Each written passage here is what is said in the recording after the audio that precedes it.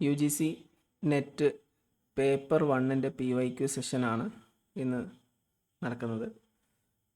2024 ചോദിച്ചിട്ടുള്ള പ്രധാനപ്പെട്ട ചില ചോദ്യങ്ങളാണ് ഇന്ന് നമുക്ക് ഡിസ്കസ് ചെയ്യാനുള്ളത്. ആദ്യത്തെ ചോദ്യത്തിലേക്ക് നമുക്ക് കടക്കാം.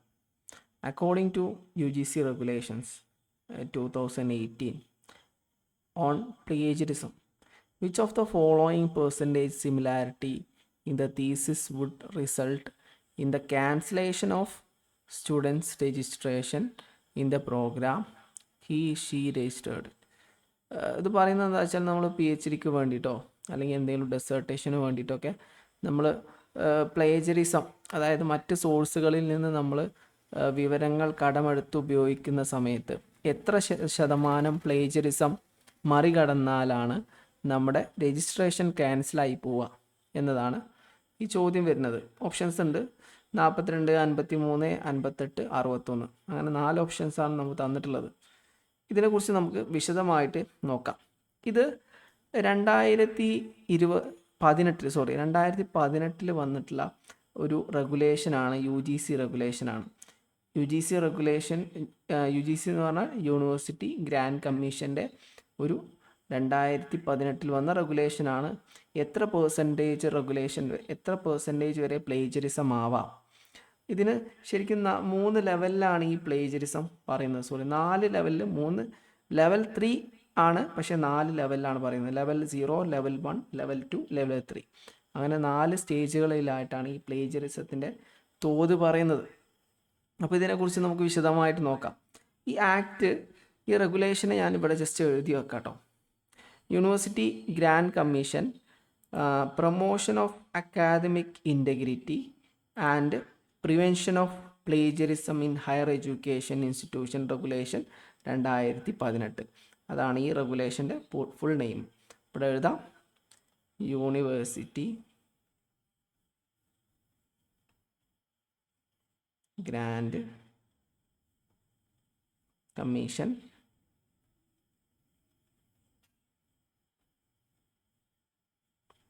promotion of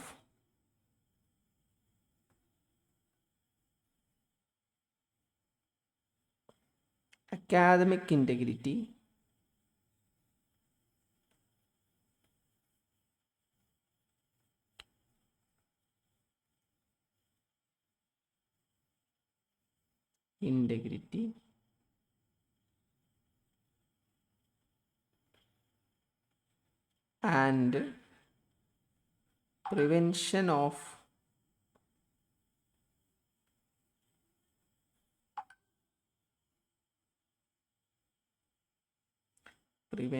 of plagiarism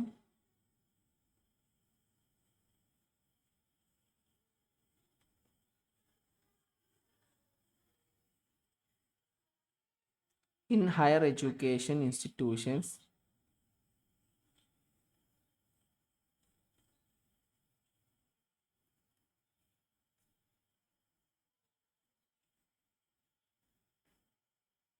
regulation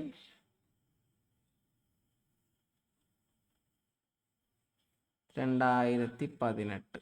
ഇതാണ് ഇതിൻ്റെ ഫുൾ നെയിമായിട്ട് പറയുന്നത്. ഈ റെഗുലേഷൻ പ്രകാരം 60% എബോവ് പ്ലേജറിസം ലെവൽ വന്നു കഴിഞ്ഞാൽ എന്ത് ചെയ്യും? ഇവരുടെ രജിസ്ട്രേഷൻ ക്യാൻസൽ ചെയ്യും. ഇവിടെ ചോദ്യം ശരിക്കും നമ്മൾ മനസ്സിലാക്കണം.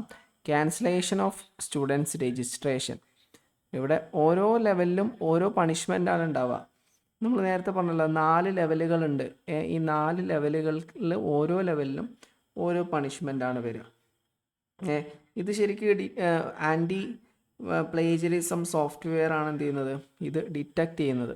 ഈ ആൻറ്റി പ്ലേജറിസം സോഫ്റ്റ്വെയറിൽ എത്ര ശതമാനം പ്ലേജറിസം വരുന്നുണ്ടോ അതിനനുസരിച്ച് എന്ത് ചെയ്യും? ഇത് നമ്മൾ എന്ത് ചെയ്യും? നമ്മുടെ പണിഷ്മെൻറ്റ് അതിനനുസരിച്ച് വരികയാണ് ചെയ്യുക. ഓക്കെ, ഓരോ ലെവലിലും എന്തുണ്ട്? പെനാൽറ്റീസ് ഉണ്ട്. ഈ റെഗുലേഷന് വ്യക്തമായിട്ട് പറയുന്നുണ്ട് ഏതൊക്കെ ലെവലുകളാണ് പ്ലേജറിസം ഉള്ളത്, ഓരോ ലെവലിലും ഏതെല്ലാം പെനാൽറ്റീസ് ആണുള്ളത് എന്നതൊക്കെ വിശദമായിട്ട് പറയും. നമുക്കിതൊന്ന് വിശദമായിട്ട് നോക്കാം. അപ്പോൾ ഇതിന് ആൻസർ വരുന്നത് 60 അബോവ് ആണ്. 60 അബോവ് എന്ന് പറഞ്ഞാൽ നമ്മളെ ക്വസ്റ്റ്യനിൽ കൊടുത്തിട്ടുള്ളത് 60 അബോവ് 61 ആണ്. അതുകൊണ്ട് ഇതിൻ്റെ ആൻസർ വരുന്നത് 61 ആണ് കേട്ടോ. അത് നമ്മൾ മനസ്സിലാക്കിയെടുക്കാം. ബാക്കി കാര്യങ്ങൾ നമുക്ക് വിശദമായിട്ട് നോക്കാം. ഇവിടെ 4 ലെവൽസ് ഓഫ് പ്ലേജറിസം വിശദീകരിക്കുന്നുണ്ട്. 4 ലെവൽസ്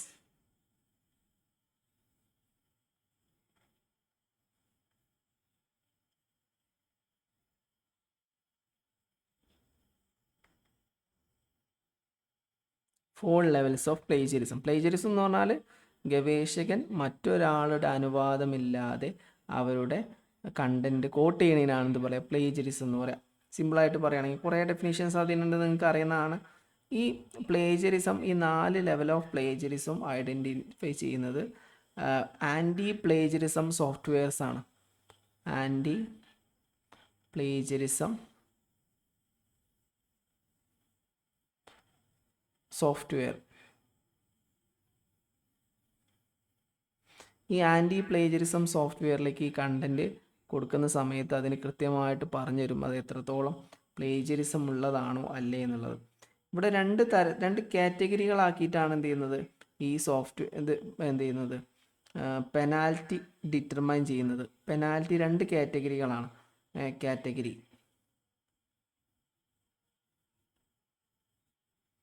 ഫസ്റ്റ് കാറ്റഗറി എന്ന് പറയുന്നത് സ്റ്റുഡൻസിൻ്റെ ആണ്. Students thesis,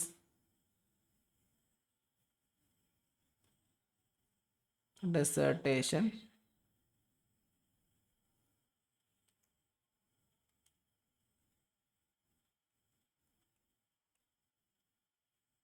of submitted by student. Okay,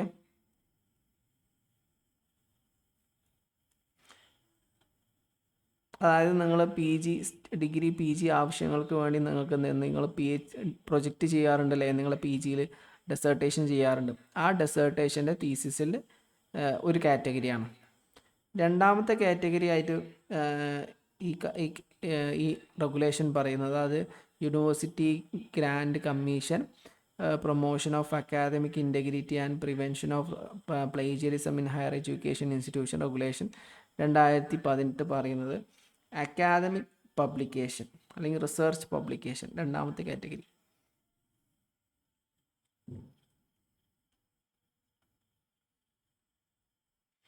publication അല്ലെങ്കിൽ academic story.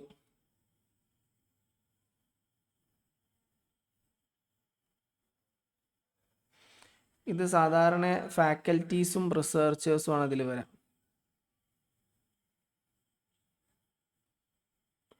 Researchers, P H D ചെയ്യുന്ന ആൾക്കാർ, അവിടെ സ്റ്റുഡൻസും ഉണ്ട്, പി എച്ച് ഡി ചെയ്യുന്ന ആൾക്കാരുണ്ട്. ഇങ്ങനെ 2 കാറ്റഗറികളാണ് ഈ റെഗുലേഷൻ്റെ ബേസിലുള്ളത്. ഇതിൻ്റെ ബേസിൽ 4 ലെവൽസ് ഓഫ് പ്ലേജറിസം ഉണ്ട് എന്ന് പറഞ്ഞു. അതിൽ ഫസ്റ്റ് ലെവലാണ് ലെവൽ 0. ലെവൽ 0 എന്ന് പറഞ്ഞാൽ ഇതിൽ പറയുന്നത് സിമിലാരിറ്റീസ് അപ് ടു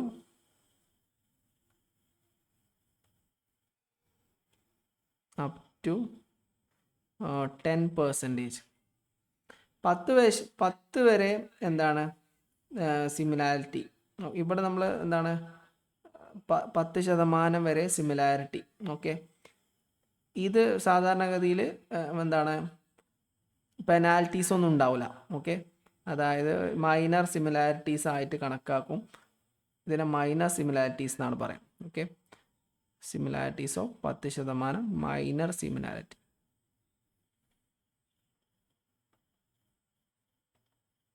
പത്ത് വരെ 10% വരെ നമ്മൾ വേറൊരു മെറ്റീരിയലിൽ നിന്ന് കടമെടുത്ത് കഴിഞ്ഞാൽ അതിന് പെനാൽറ്റി ഒന്നും ഉണ്ടാവില്ല, അത് പ്രശ്നങ്ങളൊന്നും അല്ല. ഓക്കെ, ഈ ലെവൽ 2 ഇപ്പോൾ നമ്മൾ പറഞ്ഞുകൊണ്ടിരിക്കുന്നത് എന്താണെന്ന് അറിയോ, യൂണിവേഴ്സിറ്റിയിൽ നമ്മൾ പി എച്ച് ഡി ചെയ്യുന്ന സമയത്ത് അല്ലെങ്കിൽ നമ്മൾ കോളേജിൽ ഡെസേർട്ടേഷൻ ചെയ്യുന്ന സമയത്ത് നമുക്ക് വേറെ സോഴ്സുകളിൽ നിന്ന് അവരെ പെർമിഷൻ ഇല്ലാതെ പ്ലേജറിസം കണ്ടൻറ്റ് യൂസ് ചെയ്യുമ്പോൾ പ്ലേജറിസം ആവുമല്ലോ. അപ്പോൾ ഈ പ്ലേജറിസം എത്രത്തോളം പ്ലേജറിസം ഉണ്ടായിക്കഴിഞ്ഞാൽ ഒരാളുടെ രജിസ്ട്രേഷൻ, സ്റ്റുഡൻറ്റിൻ്റെ രജിസ്ട്രേഷൻ ക്യാൻസൽ ആവും എന്നതാണ് ചോദ്യം. അത് 61 എന്നാണ് നമ്മൾ പറഞ്ഞത്. 60 അതിൻ്റെ കറക്റ്റ് വാല്യൂ. 60ൻ്റെ മുകളിലേക്ക് എത്ര പ്ലേജറിസം വന്നു കഴിഞ്ഞാലും സ്റ്റുഡൻറ്റിൻ്റെ രജിസ്ട്രേഷൻ ക്യാൻസലാവും. അതാണ് നമ്മളെ ഉത്തരം. അതിൻ്റെ വിശദീകരണമാണ് നമ്മൾ ചെയ്തുകൊണ്ടിരിക്കുന്നത്. ആൻറ്റി പ്ലേജറിസം സോഫ്റ്റ്വെയർ ആണ് ഇത് എന്ത് ചെയ്യുക, ഇത് കണ്ടെത്തുക. 4 ലെവൽ ഓഫ് പ്ലേജറിസമായിട്ട് ഇത് എന്ത് ചെയ്യുന്നുണ്ട്, ഈ റൂൾ എന്ത് ചെയ്യുന്നുണ്ട്, കാറ്റഗറൈസ് ചെയ്യുന്നുണ്ട്. 2 കാറ്റഗറി ഓഫ് ആൾക്കാരാണ് ഇവിടെ ഉണ്ടാവുക. ഒന്ന് സ്റ്റുഡൻസ് ആണ്, ഒന്ന് അക്കാഡമീഷ്യൻസ് ആണ്, റിസർച്ചേഴ്സാണ്. ഇവിടെ നമ്മൾ 4 ലെവൽസ് പറഞ്ഞു. അതിൽ ഫസ്റ്റ് ലെവലാണെന്ത്, ലെവൽ 0. ലെവൽ 0-ലാണെങ്കിൽ എന്ത് ചെയ്യില്ല, പെനാൽറ്റീസ് ഒന്നും ഉണ്ടാവില്ല, അത് എക്സാംപ്റ്റഡ് ആണ്. രണ്ടാമത്തത് നോ പെനാൽറ്റി കേട്ടോ,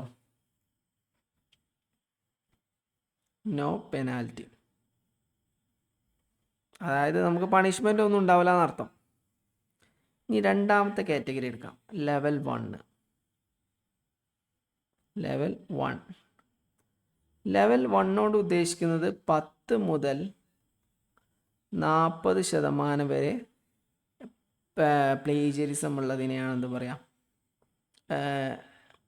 ലെവൽ 1 എന്ന് പറയാം. അതിനെ ലോ ലെവൽ പ്ലേജറിസം എന്ന് പറയുന്നു. Low level plagiarism. ഇപ്പോൾ നമ്മൾ 2 പഠിച്ചു. ലെവൽ 0 എന്ന് പറഞ്ഞാൽ 10% വരെയാണ്, മൈനർ പ്ലേജറിസം ആണ്, അതിന് പെനാൽറ്റി ഒന്നുമില്ല. പിന്നെ ബാക്കിയുള്ളതൊക്കെ നമുക്ക് വിശദമായിട്ട് പറയുകയാണ്, ഓരോന്ന് വിശദമായിട്ട് പറയുകയാണ്. ലെവൽ 1 10 മുതൽ 40 വരെ ശതമാനമാണ്. അതിന് ലോ ലെവൽ പ്ലേജറിസം എന്നാണ് പറയുന്നത്. അതിൻ്റെ എന്താണ് പെനാൽറ്റിയൊക്കെ നമുക്ക് പിന്നീട് പറയാം, ഇത് കഴിഞ്ഞിട്ട് പറയാം.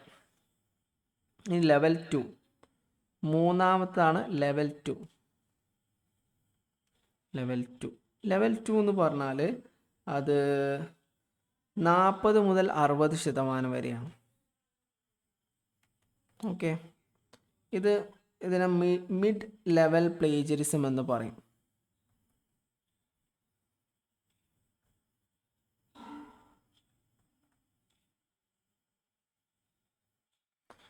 ഇനി അടുത്തതാണ് 4ാമത്തെ category, level 3.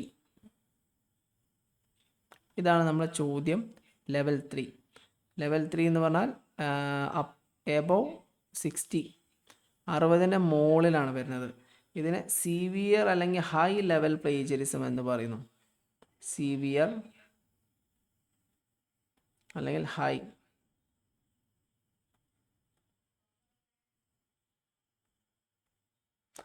Level of plagiarism എന്ന് പറയുന്നു. അപ്പോൾ നമ്മൾ കാറ്റഗറി ആദ്യം മനസ്സിലാക്കി വെക്കുക. Level 0, level 1, level 2, level 3. ഇനി നമ്മൾ 2 തരത്തിലുള്ള കാറ്റഗറി ഇവിടെ ഉണ്ട് എന്ന് പറയില്ല. സ്റ്റുഡൻസും ഉണ്ട്, ഫാക്കൽറ്റീസും ഉണ്ട്. ഇവർ 2 പേർക്കുള്ള പെനാൽറ്റീസ് നമുക്ക് വിശദമായിട്ട് നോക്കാം. ഓക്കെ, ഇനി നോക്കാം. പെനാൽറ്റീസ് ഓഫ് സ്റ്റുഡൻസ് ആണെങ്കിൽ, അതായത് നിങ്ങൾ PG ചെയ്തുകൊണ്ടിരിക്കുകയാണ്, ഡിഗ്രി ചെയ്തുകൊണ്ടിരിക്കുകയാണ്, നിങ്ങൾക്ക് പ്ലേജറിസം എത്രത്തോളം യൂസ് ചെയ്യാം, അതിൻ്റെ പെനൽറ്റീസ് എങ്ങനെയാണ് നോക്കാം. ഫോർ സ്റ്റുഡൻസ്,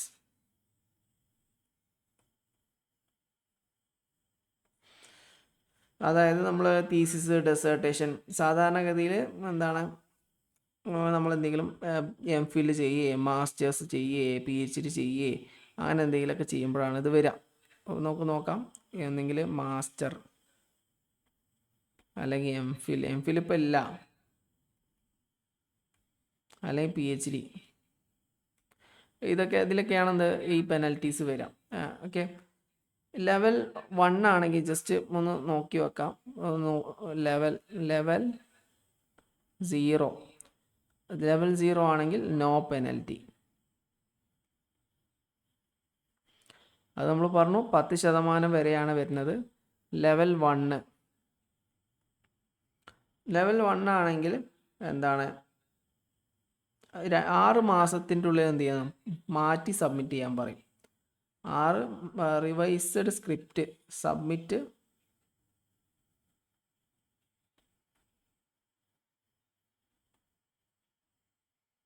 അതായത് ലെവൽ 2 ആണെങ്കിൽ, അതായത് നമ്മൾ പറഞ്ഞു 10നും 40നും ഇടയിലാണ് എന്ത് വരുന്നത്, പ്ലേജേഴ്സം വരുന്നതെങ്കിൽ 6 മാസത്തിൻ്റെ ഉള്ളിൽ എന്ത് ചെയ്യണം, നമ്മൾ ഈ സബ്മിറ്റ് ചെയ്ത സാധനം ഒന്നുകൂടെ സബ്മിറ്റ് ചെയ്യാൻ വേണ്ടി സ്റ്റുഡൻറ്റിനോട് പറയും.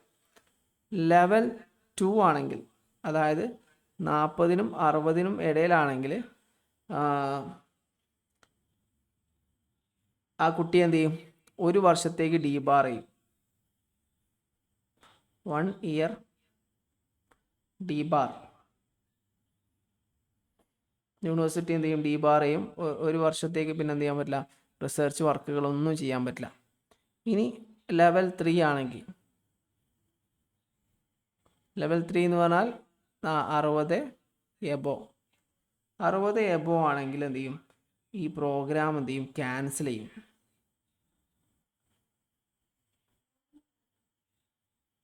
അതായത് നമ്മൾ മാസ്റ്റേഴ്സിന് വേണ്ടി, പി ജിക്ക് വേണ്ടിയിട്ടോ പി എച്ച് ഡിക്ക് വേണ്ടിയിട്ടോ അല്ലെങ്കിൽ എന്തെങ്കിലും എം.ഫില്ലിന് വേണ്ടിയിട്ടോ, എം.ഫില്ല് സൈക്കോളജി എം.ഫില്ല് നിലവിലുണ്ട് കേട്ടോ, ബാക്കിയുള്ള എം.ഫില്ലുകളൊക്കെ നിർത്തി വെച്ചിട്ടുണ്ട്. ഇപ്പോൾ എം.ഫില്ല് ചെയ്തുകൊണ്ടിരിക്കുന്ന സമയത്തൊക്കെ നമ്മൾ വേറെ സാധനം കോപ്പി, 60% കൂടുതൽ കണ്ടൻറ്റ് വേറെ എവിടെയെങ്കിലും കോപ്പി ചെയ്ത് കഴിഞ്ഞാൽ നമ്മൾ പ്രോഗ്രാം എന്ത് ചെയ്യും, ക്യാൻസൽ ചെയ്യും. ഇപ്പോൾ നമ്മൾ സ്റ്റുഡൻസിനെ കുറിച്ചാണല്ലേ പറഞ്ഞത്. ഇനി അക്കാദമീഷ്യൻസ് ആണെങ്കിലോ നമുക്ക് നോക്കാം. കോളേജിൽ വർക്ക് ചെയ്യുന്ന ഫാക്കൽറ്റീസ്, അവരുടെ റിസർച്ച് അവരുടെ പബ്ലിക്കേഷൻ്റെ ഭാഗമായിട്ട് യൂസ് ചെയ്യുകയാണെങ്കിൽ എങ്ങനെ ഉണ്ടാവും, പെനാൽറ്റീസ്. ഫാക്കൽറ്റി,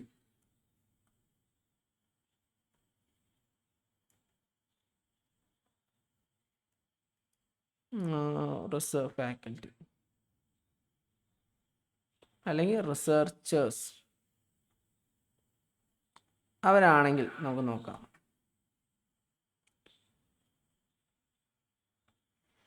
ഇവർ ലെവൽ 0 ആണെങ്കിൽ ഓൾറെഡി നമ്മൾ പറഞ്ഞു കഴിഞ്ഞു, നോ പെനാൽറ്റി അല്ലേ. Level 0 no penalty. ലെവൽ 1 ആണെങ്കിൽ,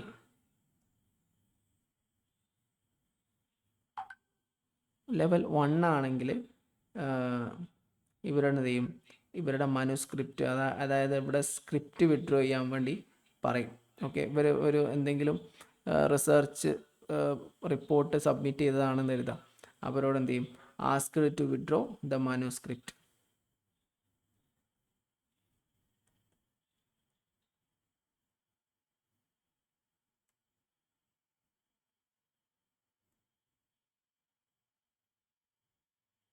സ്ക്രിപ്റ്റ് എന്ന് എഴുതിയാൽ മതി.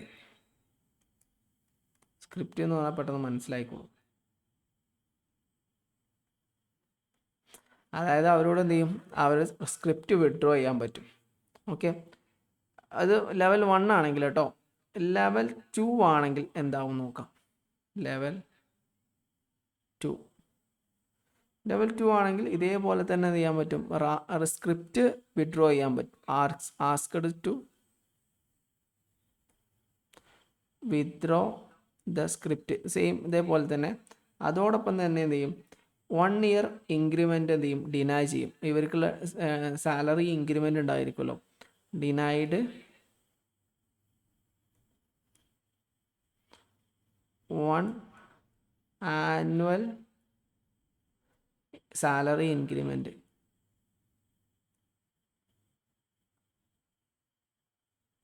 അതായത് സാലറി ഇൻക്രിമെൻ്റ് എന്ത് ചെയ്യും, ഇൻക്രിമെൻ്റ് ഡിനൈ ചെയ്യും. One annual increment.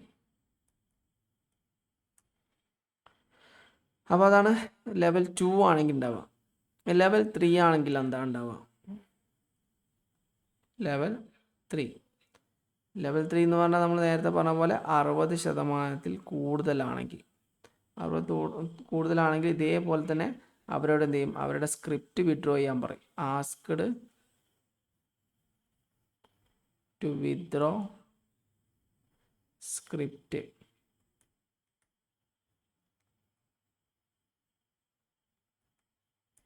മാത്രമല്ല അയാൾ എന്ത് ചെയ്യും, 3 വർഷത്തേക്ക് എന്താണ് 2 വർഷത്തേക്ക് എന്തുണ്ടാവും,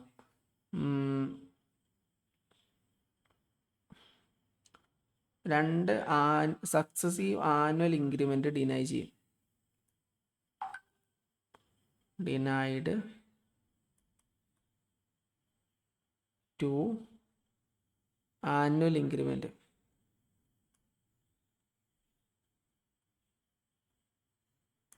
മാത്രമല്ല എന്താണ്, ഡീബാർ ചെയ്യുകയും ചെയ്യും.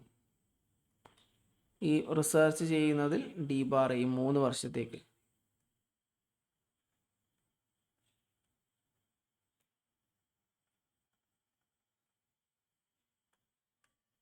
3 years. ഇതാണ് ഇതിൻ്റെ കൺസെപ്റ്റ്. ഇത് ശരിക്കും നിങ്ങൾ മനസ്സിലാക്കി വെക്കണം. ഇതുമായി ബന്ധപ്പെട്ട് മറ്റെന്തെങ്കിലും എന്ത് ചെയ്യും ചോദ്യങ്ങൾ ചോദിക്കാം. ഓക്കെ, അതുകൊണ്ടാണ് നമ്മൾ എന്ത് ചെയ്ത് ഇത് ഇത്രയും വിശദമായിട്ട് പറഞ്ഞിട്ടുള്ളത്. ഇവിടെ ക്വസ്റ്റ്യൻ ഒരു UGC റെഗുലേഷനുമായി ബന്ധപ്പെട്ട ക്വസ്റ്റ്യൻ ആണ്. ഈ മേഖലയിൽ നിന്ന് ഇനി എന്ത് ചോദ്യം വന്നാലും ഇതുമായി കണക്ട് ചെയ്തതായിരിക്കും വരിക. ഈ UGC റെഗുലേഷനുമായി ബന്ധപ്പെട്ട് UGC university grant commission promotion of academic integrity and prevention of plagiarism in higher education institution regulation 2018.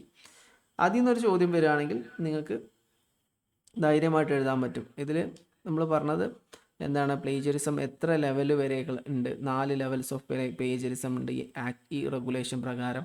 Anti plagiarism software ആണത് ഡിറ്റർമൈൻ ചെയ്യുന്നത്. 2 കാറ്റഗറി ഓഫ് ആൾക്കാർ ഇവിടെ ഉണ്ട്, സ്റ്റുഡൻസും ഉണ്ട് ഫാക്കൽറ്റീസും ഉണ്ട്. പിന്നെ അതുപോലെ ലെവൽ 1 മൈനറാണ്, അതുകൊണ്ട് തന്നെ അത് പെനൽറ്റി ഒന്നും ഉണ്ടാവില്ല. ലെവൽ 0 പെനൽറ്റി ഒന്നും ഉണ്ടാവില്ല. ലെവൽ 1, 2, 3ലാണ് പെനൽറ്റികളൊക്കെ വരിക. അത് സ്റ്റുഡൻസിന് വേറെ പെനൽറ്റി ആയിരിക്കും, ഫാക്കൽറ്റീസ് ആണെങ്കിൽ വേറെ പെനൽറ്റി ആയിരിക്കും. സ്റ്റുഡൻസിനാണെങ്കിൽ നമ്മൾ പറഞ്ഞു ലെവൽ 1 ആണെങ്കിൽ എന്ത് ചെയ്യും, റിവേഴ്സ് ചെയ്യാൻ പറയും. ലെവൽ 2 ആണെങ്കിൽ 1 വർഷത്തേക്ക് ഡീബാർ ചെയ്യും. ലെവൽ 3 ആണെങ്കിൽ പ്രോഗ്രാം ക്യാൻസൽ ചെയ്യും സ്റ്റുഡൻസ് ആണെങ്കിൽ.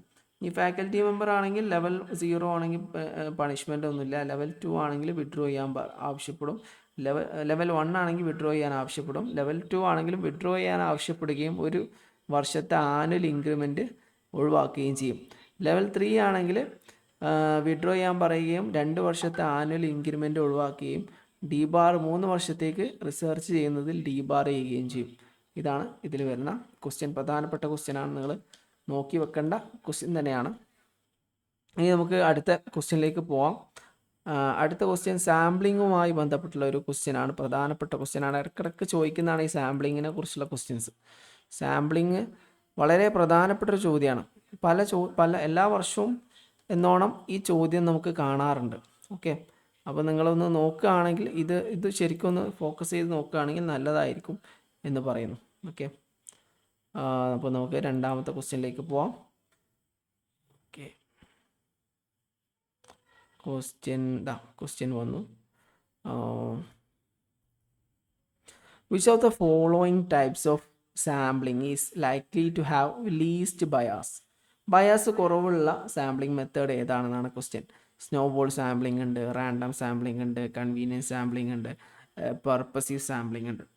അപ്പോൾ നമുക്ക് ഇതിൽ ശരിക്കും സാമ്പിളിംഗ് എന്താണ്, അതിൻ്റെ ഡീറ്റെയിൽസൊക്കെ ഒന്ന് വിശദമായിട്ട് നമുക്ക് നോക്കാം.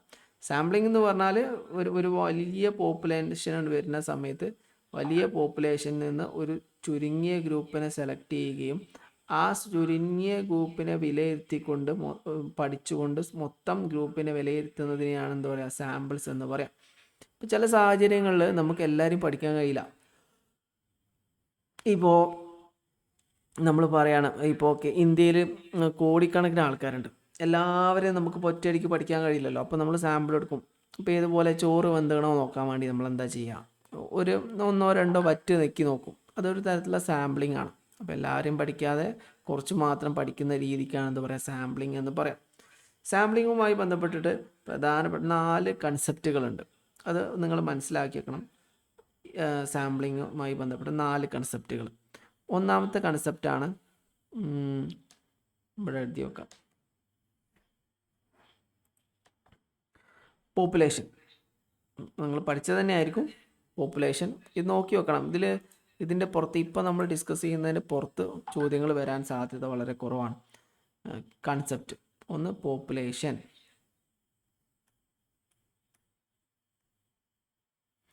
പോപ്പുലേഷൻ എന്ന് പറഞ്ഞാൽ എന്താണ് ശരിക്കും, ടോട്ടൽ ഗ്രൂപ്പ് ഓഫ് പീപ്പിളാണ്. നമ്മൾ പഠിക്കാൻ ഉദ്ദേശിക്കുന്ന ഒരു സമൂഹം ഉണ്ടല്ലോ, സാമ്പിൾ എടുക്കാൻ ഉദ്ദേശിക്കുന്ന ഒരു സമൂഹം ഉണ്ടല്ലോ, ആ മൊത്തം സമൂഹത്തെ ഒന്നടങ്കം എന്ത് നമ്മൾ പറയും, പോപ്പുലേഷൻ എന്ന് പറയും. എൻ്റയർ ഗ്രൂപ്പ് ഓഫ് പീപ്പിൾ, നമ്മൾ പഠിക്കാൻ ഉദ്ദേശിക്കുന്ന ഗ്രൂപ്പിന് എൻ്റയർ ഗ്രൂപ്പ്, അതിനെന്ത് പറയാം, പോപ്പുലേഷൻ എന്ന് പറയാം. The entire group.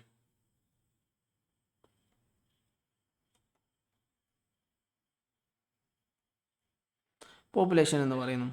രണ്ടാമത്തെ കൺസെപ്റ്റാണ് സാമ്പിൾ. സാമ്പിൾ എന്ന് പറഞ്ഞാൽ നമ്മൾ എന്ത് ചെയ്യണം, മൊത്തം ഗ്രൂപ്പിൽ നിന്ന് നമുക്ക് പഠിക്കാൻ ആവശ്യമായിട്ട് നമ്മൾ തിരഞ്ഞെടുത്ത ഒരു ചെറിയ ഗ്രൂപ്പിനെയാണ് എന്ത് പറയുക, സാമ്പിൾ എന്ന് പറയാം. ഇപ്പോൾ നമ്മൾ കോളേജിൽ 1000 കുട്ടികളുണ്ട്, 1000 കുട്ടികളെ നമുക്ക് പഠിക്കാൻ കഴിയില്ല. അപ്പോൾ നമ്മൾ എന്ത് ചെയ്തു, ഒരു 100 കുട്ടികളെ നമ്മൾ സെലക്ട് ചെയ്തു. അപ്പോൾ 100 കുട്ടികൾ എന്താണ്, സാമ്പിൾ എന്ന് പറയും. Okay, actual small group you collect from total group. അതായത് മൊത്തം ഗ്രൂപ്പിൽ നിന്ന് നമ്മൾ ചുരുക്കി എടുക്കുന്ന പഠിക്കാൻ എടുക്കുന്ന ഗ്രൂപ്പിനാണ് എന്ത് പറയാം, സാമ്പിൾ എന്ന് പറയാം. മറ്റൊരു കൺസെപ്റ്റാണ് ഇതിൽ വരുന്നത്, സാമ്പിളിംഗ് ഫ്രെയിം. സാമ്പിളിംഗ് ഫ്രെയിം എന്ന് പറഞ്ഞാൽ നമ്മൾ ആക്ച്വൽ ലിസ്റ്റ് ഓഫ് ഇൻഡിവിജ്വൽസ് ആണ്, മൊത്തം ആളുകളുടെ ലിസ്റ്റാണ്. ആ ലിസ്റ്റിൽ നിന്നാണ് എന്ത് ചെയ്യുക, നമ്മൾ സാമ്പിൾ എടുക്കാം. ഇപ്പോൾ ഉദാഹരണമായിട്ട് സ്റ്റുഡൻസ് എൻറോൾമെൻറ്റ് രജിസ്റ്ററിൽ എല്ലാ കുട്ടികളുടെ പേരും ഉണ്ടാവും. അതിൽ നിന്നാണ് നമ്മൾ എന്ത് ചെയ്യുക, സാമ്പിൾ തിരഞ്ഞെടുക്കുക. അത് ലിസ്റ്റാണ്, ആൽഫബറ്റിക് ഓർഡറിൽ എഴുതപ്പെട്ട ലിസ്റ്റാണ്. മൂന്നാമത്തത് ആണ് നമ്മൾ പറഞ്ഞത്. നാലാമത്തതാണ് സാമ്പിളിംഗ് എറർ.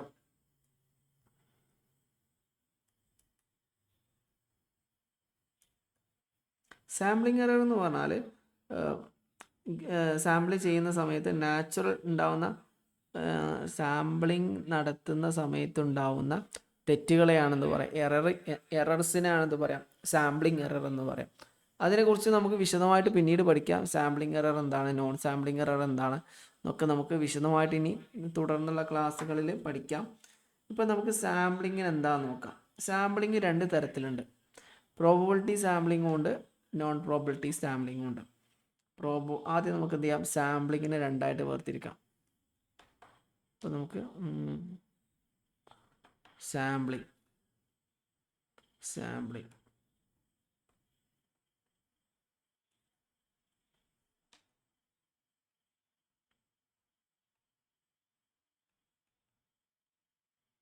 സാമ്പിളിങ്ങിനെ നമുക്ക് 2ആയിട്ട് വേർതിരിക്കാം.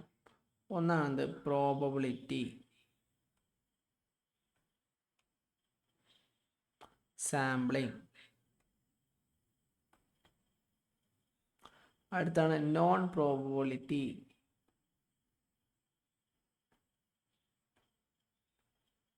സാമ്പിളിംഗ്. ഇത് 2 തരത്തിലുള്ള സാമ്പിളിംഗ് രീതികളാണ്. ഓക്കെ, ഈ പ്രോബബിലിറ്റി സാമ്പിളിംഗ് എന്ന് പറഞ്ഞാൽ നമുക്ക് പോപ്പുലേഷൻ എന്ന് പറഞ്ഞാൽ നമ്മൾ പറഞ്ഞല്ലോ അല്ലേ, ടോട്ടൽ പോപ്പുലേഷനെ കുറിച്ച് നമുക്ക് കൃത്യമായ ധാരണ ഉണ്ട്, എത്ര ആൾക്കാർ ടോട്ടൽ ഉണ്ട് എന്ന് വ്യക്തമായിട്ട് നമുക്ക് അറിയാം. അങ്ങനെയാണെങ്കിൽ നമ്മൾ യൂസ് ചെയ്യുന്ന മെത്തേഡാണെന്ത്, പ്രോബബിലിറ്റി സാമ്പിളിംഗ് എന്ന് പറയാം. ഉദാഹരണമായിട്ട് നമ്മൾ നറുക്കെടുക്കുകയാണ്, എന്താണ് നമുക്ക് ലോട്ടറി എടുക്കുകയാണെന്ന് കരുതാം. ലോട്ടറി ഈ പ്രാവശ്യം എന്താണ് ഒരു ലോട്ടറി ആളുകൾ 1 കോടി ആൾക്കാരാണ് ലോട്ടറി എടുത്തതെന്ന് കരുതാം. അപ്പോൾ കൃത്യമായിട്ട് നമുക്കറിയാം 1,20,35,011 ഒരു വാല്യൂ, ആ വാല്യൂ ആൾക്കാർ എന്ത് ചെയ്യുന്നുണ്ട്, എന്തെടുത്തിട്ടുണ്ട്, ലോട്ടറി എടുത്തിട്ടുണ്ട് എന്ന് വ്യക്തമായിട്ട് മനസ്സിലാവും. അങ്ങനെയുള്ള സമയത്ത് നമുക്ക് യൂസ് ചെയ്യുന്ന മെത്തേഡുകളാണെന്ത്, ഈ എന്ത് പറയുന്നത്, പ്രോബബിലിറ്റി സാമ്പിളിംഗ് എന്ന് പറയുന്നത്. നോൺ പ്രോബബിലിറ്റി സാമ്പിളിംഗ് എന്ന് പറഞ്ഞാൽ ചില സാഹചര്യങ്ങളിൽ നമുക്ക് നമ്മുടെ പോപ്പുലേഷൻ എത്ര ഉണ്ടെന്ന് കൃത്യമായിട്ട് അറിയാൻ കഴിയില്ല. അങ്ങനെയുള്ള സാഹചര്യങ്ങൾ, അത് എണ്ണം കൃത്യമല്ലാത്തത് കൊണ്ടല്ല, നമുക്കത് കണ്ടെത്താനുള്ള സോഴ്സ് ഇല്ലാത്തത് കൊണ്ടായിരിക്കാം.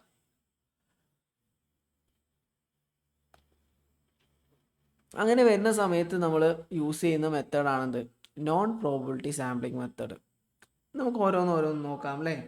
അപ്പോൾ ഇവിടെ ഈ പ്രോബബിലിറ്റി സാമ്പിളിങ്ങിൽ 100% എല്ലാവരും ഈക്വൽ ചാൻസ് ആണ് അച്ചീവ് ചെയ്യാൻ വേണ്ടിയിട്ട്. 2 ഗ്രൂപ്പും നമ്മൾ എത്ര റാൻഡം സെലക്ഷനാണ് ഈ പ്രോബബിലിറ്റി സാമ്പിളിംഗ് എന്ന് പറഞ്ഞാൽ. അതിലാരും സെലക്ട് ചെയ്യപ്പെടാനുള്ള സാധ്യത ഉണ്ട്, അതാണ് ഇതിൻ്റെ പ്രത്യേകത. നോൺ പ്രോബബിലിറ്റി സാമ്പിളിംഗ് അങ്ങനെയല്ല, നമ്മുടെ സൗകര്യം അനുസരിച്ചാണ് എന്ത് ചെയ്യാം, അത് സെലക്ട് ചെയ്യുക. അതിനെക്കുറിച്ച് നമുക്ക് വിശദമായിട്ട് പറയാം. അപ്പോൾ അതിൽ സാമ്പിളിംഗ് മെത്തേഡ് നമ്മൾ ഓൾറെഡി പറഞ്ഞു. ഇനി നമുക്ക് പ്രോബബിലിറ്റി സാമ്പിളിങ്ങിൻ്റെ വിശദീകരണം നോക്കാം. ഈ പ്രോബബിലിറ്റി സാമ്പിളിങ്ങിന് ഫസ്റ്റത്തെ സാമ്പിളിംഗ് ആണത് probability sampling, simple random sampling.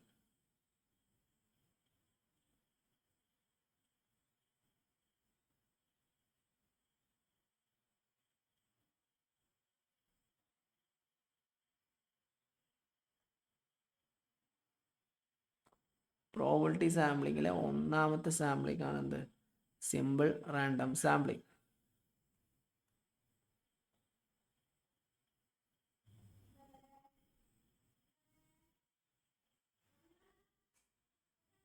Simple random sampling. Simple random sampling എന്ന് പറഞ്ഞാൽ നമ്മൾ എന്ത് ചെയ്യണം?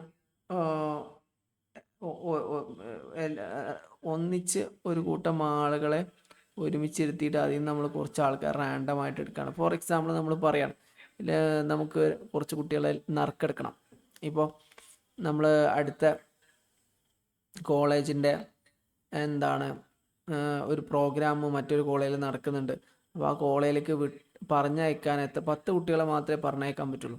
അപ്പോൾ അവരെന്ത് ചെയ്യണം? അവർ പേരുകൾ അടങ്ങിയ ഒരു കടലാസ് ഒരു ബോക്സിലിട്ടിട്ട് നറുക്കെടുത്തിട്ട് നമ്മൾ സെലക്ട് ചെയ്യുന്ന ആൾക്കാരെ പറഞ്ഞയക്കണം. അതൊരു സിമ്പിൾ റാൻഡം സാമ്പിളിംഗ് മെത്തേഡാണ്. Okay, simple random sampling method. രണ്ടാമതായി പറയുന്നത് systematic sampling.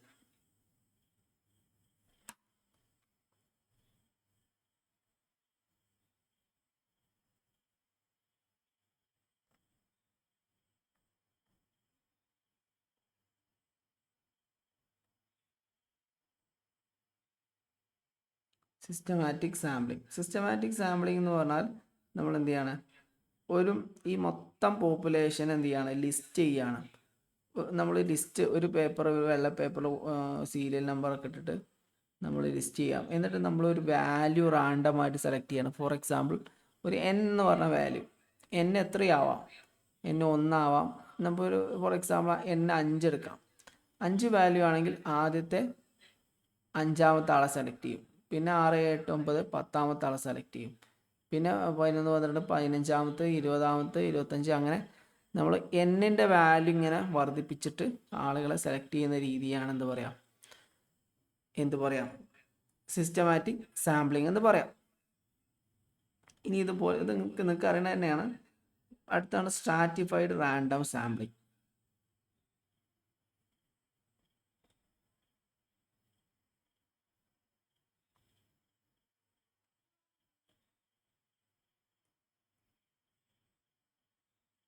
Stratified random sampling എന്ന് പറഞ്ഞാൽ മൊത്തം ആളുകളെ, മൊത്തം പോപ്പുലേഷനെ സബ് ഗ്രൂപ്പുകളായിട്ട് ഡിവൈഡ് ചെയ്യും. ഈ സബ് ഗ്രൂപ്പുകളിൽ നിന്ന് ഈക്വലായിട്ട് എന്ത് ചെയ്യാണ്? റാൻഡമായിട്ട് സെലക്ട് ചെയ്യണം. ഫോർ എക്സാമ്പിൾ നമ്മൾ ക്ലാസ്സിൽ ആൺകുട്ടികളും പെൺകുട്ടികളും ഉണ്ട്. അപ്പോൾ പെൺകുട്ടികളെയും പ്രത്യേകം ഗ്രൂപ്പാക്കി വേർതിരിച്ചിട്ട് അവർക്ക് 2 പേർക്കും എന്ത് ചെയ്യണം? അവർക്കും 2 പേർക്കും കൂടി എന്ത് ചെയ്യണം? സെപ്പറേറ്റ് നറുക്കെടുപ്പ് ഉണ്ടാവുകയാണ്. ഓക്കെ, എന്നിട്ട് സെപ്പറേറ്റ് ആളുകളെ എടുക്കണം. ഫോർ എക്സാമ്പിൾ ഒരു ഗ്രൂപ്പിൽ 1000 ആളുകളുണ്ട്, 50 സ്ത്രീകളും 50 പുരുഷന്മാരുമാണ്. 1000 ആളുകളുണ്ട്, 500 സ്ത്രീകളും 500 പുരുഷന്മാരാണെന്ന് കരുതുക. അപ്പോൾ 2 പേര് 2 ഗ്രൂപ്പാക്കി മാറ്റിയിട്ട് 2 പേരെയും നറുക്കെടുക്കാം. അങ്ങനെ 5 പ്രാവശ്യം നറുക്കെടുത്ത് കഴിഞ്ഞാൽ ഓരോ ഗ്രൂപ്പിലും 5 പേരുണ്ടാകും. അപ്പോൾ ടോട്ടൽ 10 പേരുണ്ടായിരിക്കും. ഇതിനെയാണ് എന്ത് പറയാം?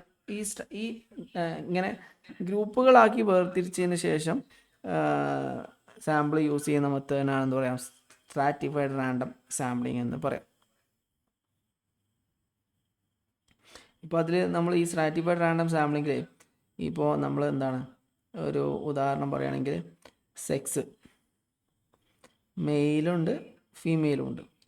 അപ്പോൾ മെയിലിൽ നിന്ന് എന്താണ് ഒരു 10 ആൾക്കാരെ നമ്മൾ നറുക്കെടുത്തെടുത്തു, ഫീമെയിലിൽ നിന്നും 10 ആൾക്കാരെ നമ്മൾ നറുക്കെടുത്തെടുത്തു. അപ്പോൾ ഇങ്ങനെ ഈക്വലായിട്ട് കാറ്റഗറികൾക്ക് അനുസരിച്ച് ഈക്വലായിട്ട് ഡിവൈഡ് ചെയ്തെടുക്കുന്ന രീതി കുറച്ചും കൂടി ആക്യുറേറ്റ് ആണ്. ഇതിനെ സ്ട്രാറ്റിഫൈഡ് റാൻഡം സാമ്പിളിംഗ് എന്ന് പറയും. ഇനി ഒരുപാട് സാമ്പിളുകളുണ്ട്. അടുത്താണ് cluster sampling.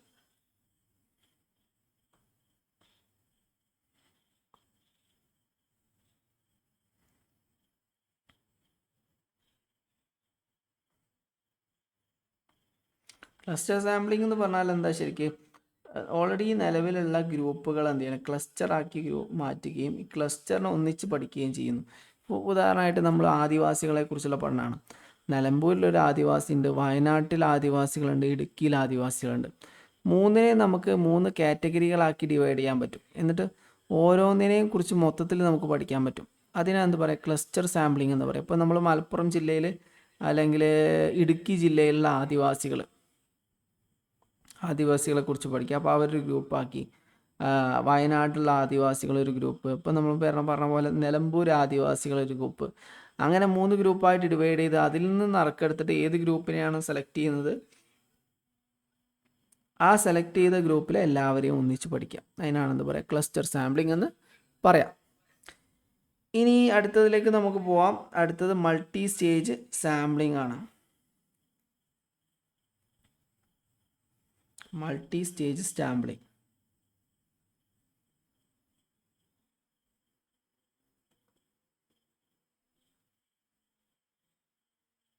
Multi stage sampling എന്ന് പറഞ്ഞാൽ നമ്മൾ എന്ത് ചെയ്യണം, പല പല സ്റ്റേജുകളായിട്ട് എന്ത് ചെയ്യുക, കാറ്റഗറൈസ് ചെയ്യാം. ഉദാഹരണമായിട്ട് ഇന്ത്യയുടെ മൊത്തം east, west, east India, west India, north India, south India, അങ്ങനെ 4ആയിട്ട് നമ്മൾ കാറ്റഗറൈസ് ചെയ്തു. East India, west India, south India, north India. അപ്പോൾ ഈ ഈസ്റ്റിൽ നിന്നും വെസ്റ്റിൽ നിന്നും എന്താണ് നമ്മൾ എന്തുണ്ട്, ഓരോ സംസ്ഥാനങ്ങൾ സെലക്ട് ചെയ്തു. വെസ്റ്റിൽ നിന്ന് 2 സംസ്ഥാനം സെലക്ട് ചെയ്തു, സൗത്തിൽ നിന്ന് 2 സംസ്ഥാനം സെലക്ട് ചെയ്തു. അങ്ങനെ ഓരോ സംസ്ഥാനങ്ങൾ സെലക്ട് ചെയ്തു. ഈ സംസ്ഥാനങ്ങളിൽ നിന്ന് 2 ഗ്രാമങ്ങൾ സെലക്ട് ചെയ്തു.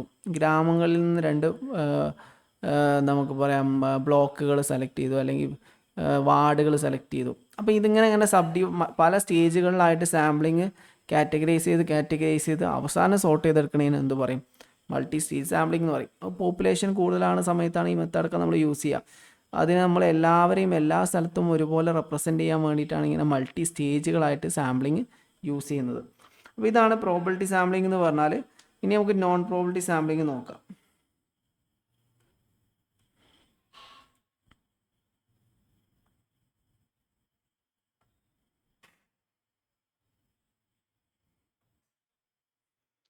നോൺ പ്രോബബിലിറ്റി സാമ്പിളിംഗ് എന്ന് പറഞ്ഞാൽ നമ്മൾ ഓൾറെഡി പറഞ്ഞു കഴിഞ്ഞു. അതായത് നമുക്ക് കൃത്യമായ എണ്ണം അറിയില്ല, ആളുകൾ എത്രയുണ്ട്, പോപ്പുലേഷൻ എത്രയുണ്ടെന്ന് കൃത്യമായിട്ട് നമുക്ക് എണ്ണം അറിയില്ല.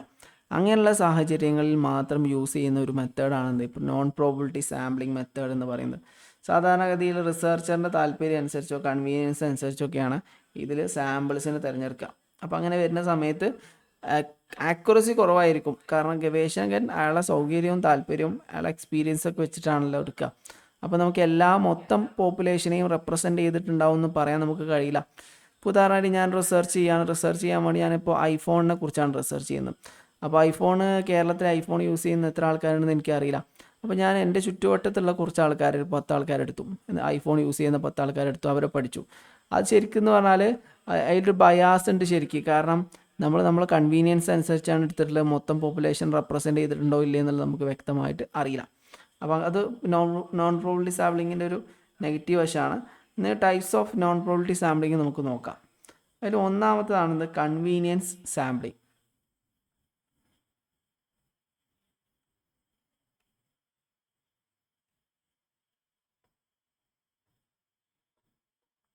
കൺവീനിയൻസ് സാമ്പിളിംഗ് എന്ന് പറഞ്ഞാൽ ഒന്നുമില്ല, സിമ്പിളാണ്.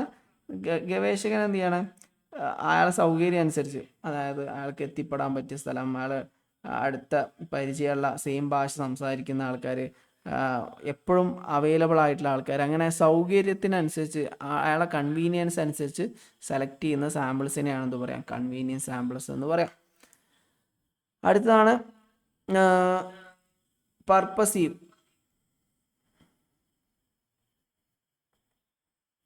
or judgmental sampling.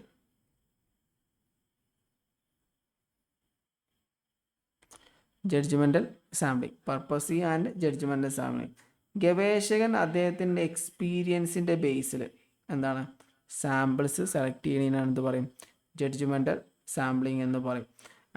അയാളെ കുറേ കാലത്ത് അല്ലെങ്കിൽ ലിറ്ററേച്ചർ റിവ്യൂ ചെയ്തതിൻ്റെ അടിസ്ഥാനത്തിൽ, അയാളെ പേഴ്സണൽ എക്സ്പീരിയൻസിൻ്റെ അടിസ്ഥാനത്തിൽ, അങ്ങനെ ഓരോരുത്തരുടെയും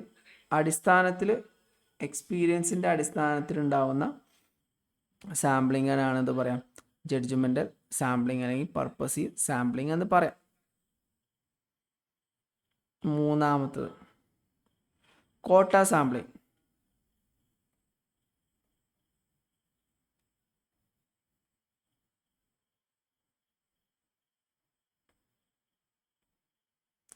കോട്ട സാമ്പിളിംഗ് എന്ന് പറഞ്ഞാൽ നമ്മൾ എന്ത് ചെയ്യാണ്, നേരത്തെ നമ്മളിവിടെ പുറത്ത് നമ്മൾ പറഞ്ഞില്ലേ, ക്ലസ്റ്റർ സാമ്പിളിങ് പോലെ തന്നെ സ്ട്രാറ്റിഫൈഡ് റാൻഡം സാമ്പിളിങ് പോലെ തന്നെ ഗ്രൂപ്പുകളായിട്ട് വേർതിരിച്ചിട്ട് കോട്ട നിശ്ചയിക്കുക.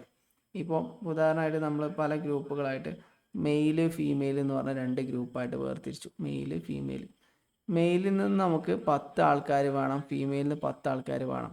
അപ്പോൾ മെയില് ഫീമെയിൽ പ്രത്യേകം കോട്ട തീരുമാനിച്ചിട്ട് അതിൻ്റെ ബേസിൽ നമ്മളെ സൗകര്യം അനുസരിച്ച് നമ്മൾ സാമ്പിൾസ് തിരഞ്ഞെടുക്കുന്ന എന്തിനും പറയും? കോട്ട സാമ്പിളിംഗ് എന്ന് പറയും. അടുത്തതാണത് സ്നോബോൾ സാമ്പിളിംഗ്. സ്നോബോൾ സാമ്പിളിംഗ്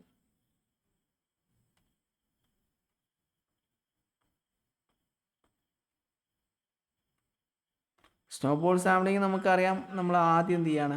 നമ്മുടെ ഏറ്റവും കൺവീനിയൻസ് അനുസരിച്ച് നമ്മൾ ഏറ്റവും അടുത്തുള്ള ഒരാളെ സെലക്ട് ചെയ്യുന്നു. ഇയാളുടെ പരിചയത്തിലുള്ള 2 അതിലധികമോ ആളുകളെ നമ്മൾ സെലക്ട് ചെയ്യുന്നു. പിന്നെ ഈ സെലക്ട് ചെയ്ത 2 ആൾക്കാരുടെ പരിചയത്തിലുള്ള 2 3 ആളുകളെ നമ്മൾ സെലക്ട് ചെയ്യുന്നു. പിന്നെ അത് കഴിഞ്ഞിട്ട് അവരുടെ പരിചയത്തിലുള്ള 2 3 ആളുകളെ നമ്മൾ സെലക്ട് ചെയ്യുന്നു. അങ്ങനെ അങ്ങനെ എന്ത് ചെയ്യുന്നു? ഇതിങ്ങനെ വലുതായി ശൃംഖല വലുതായി ഇങ്ങനെ പോവുകയാണ് ചെയ്യാം. അതിന് സ്നോബോൾ സാമ്പിളിംഗ് എന്ന് പറയും. അങ്ങനെ 3 തരത്തിലുള്ള സാമ്പിളിംഗ് ആണ് ഉള്ളത്. 4 തരത്തിലുള്ള സാമ്പിളിംഗ് മെത്തേഡാണ് നോൺ പ്രോബിലിറ്റി സാമ്പിളിംഗ് മെത്തേഡിൽ ഉള്ളത്. അപ്പോൾ ഇതിൽ നമ്മൾ ഇനി ചോദ്യത്തിലേക്ക് പോവാം. Which of the following type of sampling is likely least biased? നമ്മൾ നോൺ പ്രോബിലിറ്റി സാമ്പിളിംഗ് എപ്പോഴും ബയാസ്ഡ് ആയിരിക്കും. പ്രോബിലിറ്റി സാമ്പിളിംഗ് ബയാസ്ഡ് ആവില്ല. ഈ ചോദ്യത്തിൽ നിന്ന് നമുക്ക് നോക്കിയാൽ മനസ്സിലാവും. ഇതിൽ probability sampling non probability sampling നോക്കുകയാണെങ്കിൽ ഒന്ന് മാത്രമേ പ്രോബിലിറ്റി സാമ്പിളിംഗ് ഉള്ളൂ. ബാക്കിയുള്ളതൊക്കെ നോൺ പ്രോബിലിറ്റി സാമ്പിളിംഗ് ആണ്.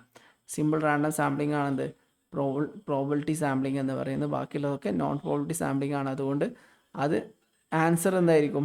സിമ്പിൾ റാൻഡം സാമ്പിളിംഗ് ആയിരിക്കും. ഇവിടെ നമ്മൾ മനസ്സിലാക്കേണ്ട കാര്യങ്ങൾ ഒന്ന്, നമ്മൾ പ്രോബിലിറ്റി സാമ്പിളിങ്ങിൽ നമ്മൾ സെലക്ട് ചെയ്യുന്നത് റാൻഡം ആയിട്ടാണ് സെലക്ട് ചെയ്യുന്നത്. ഓക്കെ, നോൺ പ്രോബിലിറ്റി സാമ്പിളിംഗ് നമ്മൾ സെലക്ട് ചെയ്യുന്നത് റാൻഡം ആയിട്ടാണ് നമുക്ക്. പക്ഷേ പ്രോബിലിറ്റി സാമ്പിളിങ്ങിൽ നോൺ പ്രോബിലിറ്റി സാമ്പിളിംഗ് ആണെങ്കിൽ റാൻഡം ആയിട്ടല്ല, ഗവേഷകൻ്റെ സൗകര്യം അനുസരിച്ചാണ് സെലക്ട് ചെയ്യുന്നത്. പ്രോബിലിറ്റി സാമ്പിളിങ്ങിൽ ബയാസും റിസ്ക്കും ഒക്കെ വളരെ കുറവാണ്. ഓക്കെ, പക്ഷേ എന്താണ്, നോൺ പ്രോബിലിറ്റി സാമ്പിളിങ്ങിൽ ബയാസും റിസ്ക്കും കൂടുതലാണ്. പ്രോബിലിറ്റി സാമ്പിളിങ്ങിൽ ജനറലൈസബിലിറ്റി എന്ന് പറഞ്ഞാൽ ജനറലൈസ് ചെയ്യാൻ പെട്ടെന്ന് പറ്റും. പക്ഷേ നോൺ പ്രോബിലിറ്റി സാമ്പിളിംഗ് ജനറലൈസ് ചെയ്യാൻ വലിയ ബുദ്ധിമുട്ടായിരിക്കും. പ്രോബിലിറ്റി സാമ്പിളിംഗ് എന്താണ്?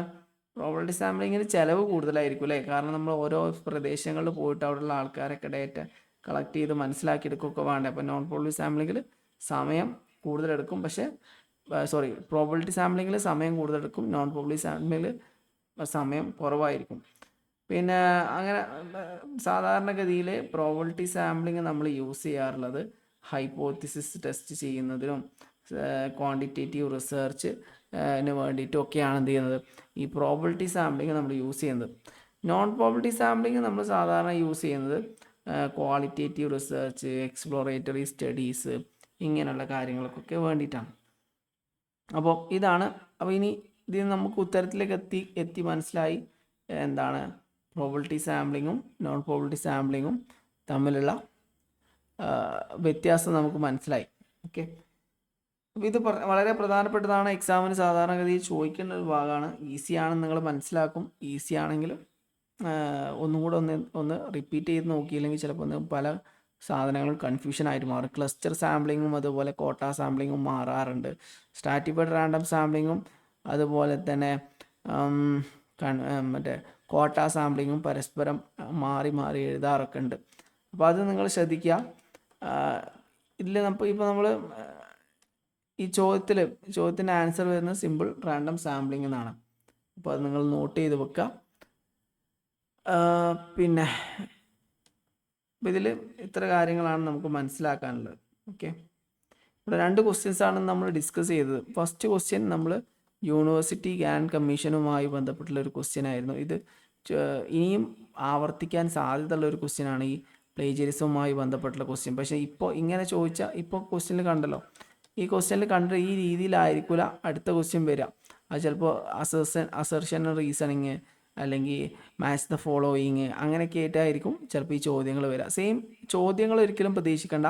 ഈ സെയിം ചോദ്യങ്ങളുമായി ബന്ധപ്പെട്ട് നമ്മൾ ഡിസ്കസ് ചെയ്തിട്ടുള്ള കുറേ കാര്യങ്ങളുണ്ട്. ലെവൽ 1, 2, 3, 4, ലെവൽ 1, 2, 3, അതുപോലെ കാറ്റഗറികൾ, പെനാൽറ്റി എന്നൊക്കെ പറഞ്ഞിട്ട് എന്ത് ചെയ്യും, അതിൻ്റെ ഏതെങ്കിലുമൊക്കെ ഒന്നും ചിലപ്പോൾ ചോദിച്ചുകൂടായില്ല. അപ്പോൾ അത് നിങ്ങൾ നോക്കി വെക്കണം.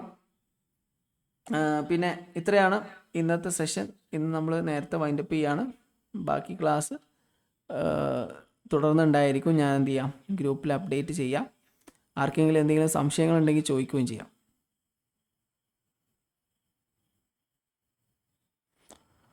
Okay, thank you. അപ്പോൾ ഇന്നത്തെ സെഷൻ വൈൻഡപ്പ് ചെയ്യാണ്. പങ്കെടുത്ത എല്ലാവർക്കും നന്ദി. Thank you.